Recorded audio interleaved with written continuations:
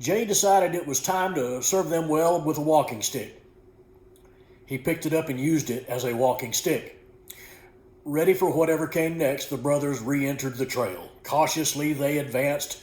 This time all three of them were scanning the ground for that slinky blue menace that had chased them from their own private play area. Maybe because he was closer to the ground, Wayne saw the offender first and announced his presence ahead. Wayne babbled, "Snagook, snake." Well, that wasn't enough of an alarm for Wes and Jay. The three of them, without consulting, aligned themselves shoulder to shoulder. They raised their weapons. In unison, they reached in a pocket for a rock, placed it in the leather rock holder, raised the stock's arm to length, and pulled back the rubber launching strips. The rock-laden leather pouches were right by their ears.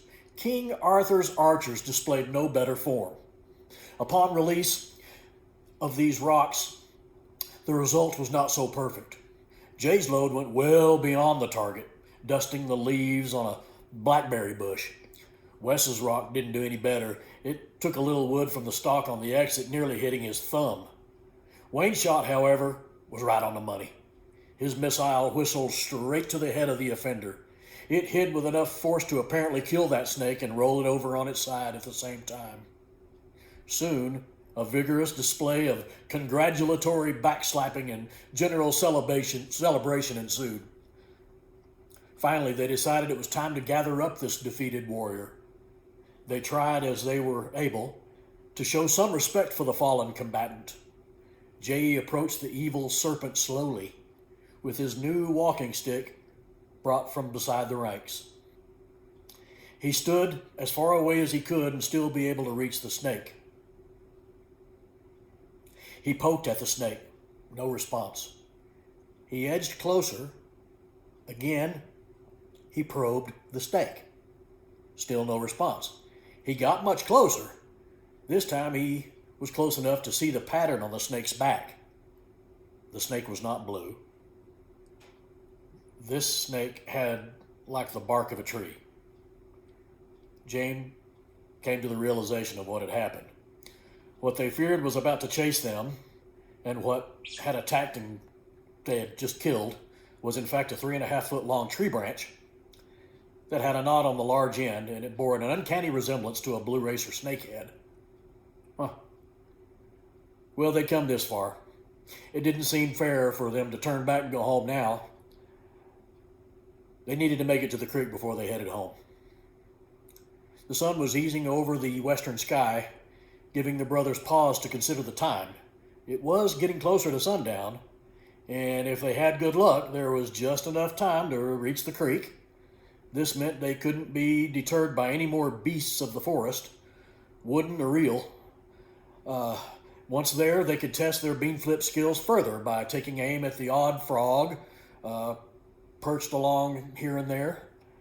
After annoying the frogs, who were in no real danger except for maybe Wayne, there would be just enough time to scamper home in time to get with the rest of the family for Sunday dinner and church.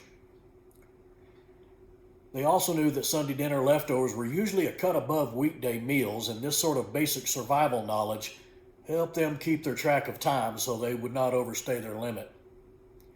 From the spot on the blue racer snake incident, they needed to only travel a few more yards before the trickling gurgle of the creek water made its presence known.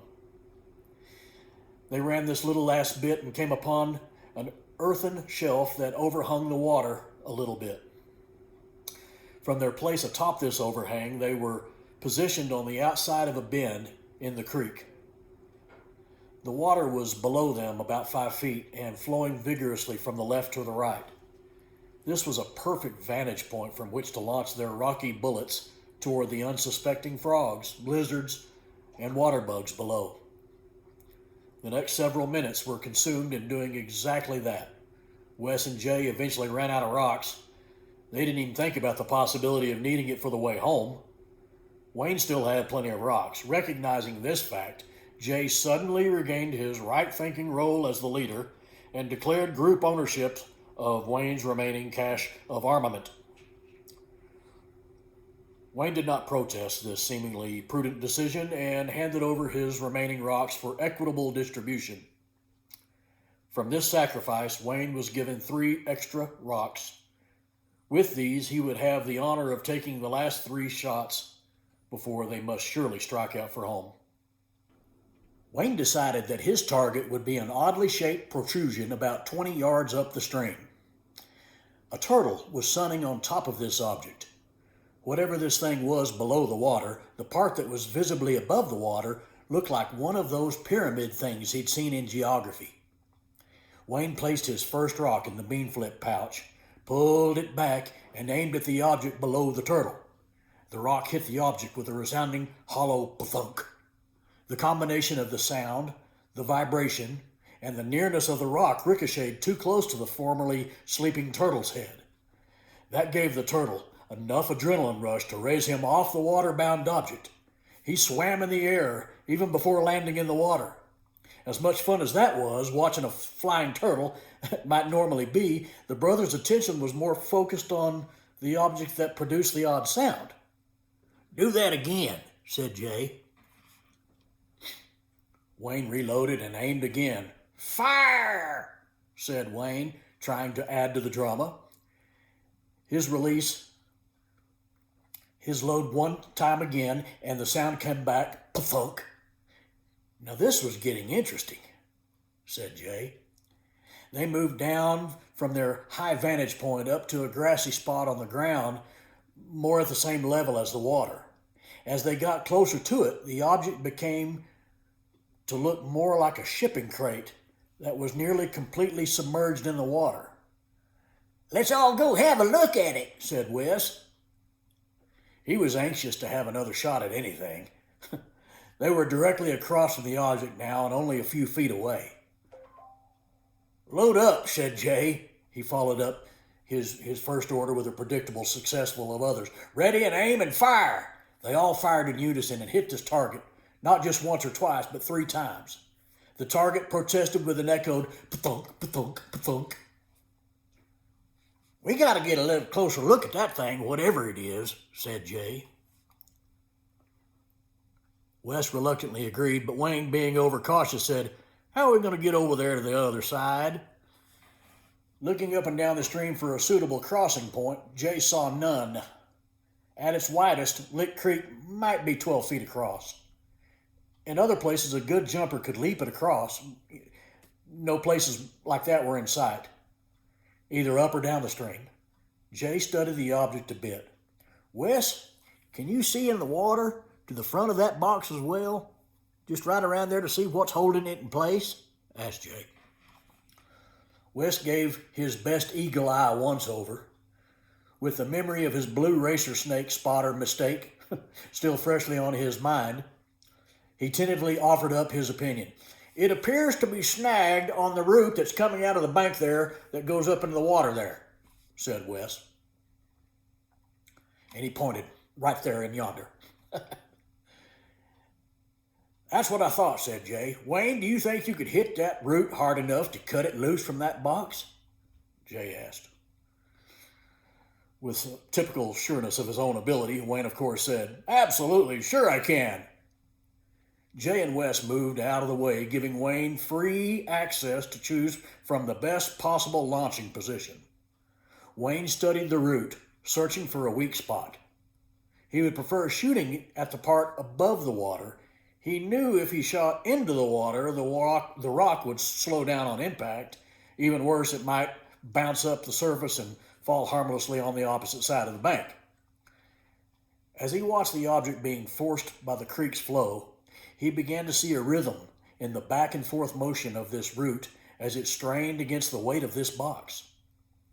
The root was bending at a single spot just barely above the water line. If the root were going to fail, that was going to be the spot it would happen. Wayne decided that if he could get a hit on that particular spot at precisely the point in time when the push cycle of the water against the box was at its maximum, then he had a pretty good chance of dislodging this box.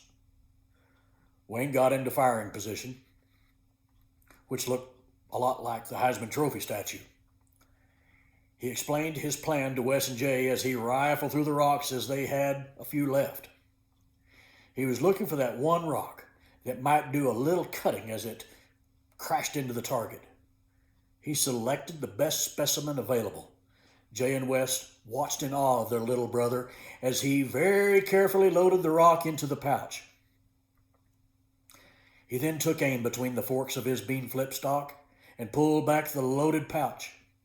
He hesitated a moment or two, and then he started to move the stock up and down in a predetermined cadence. Wayne would not have known the word synchronization at that time, but this is exactly what he was doing.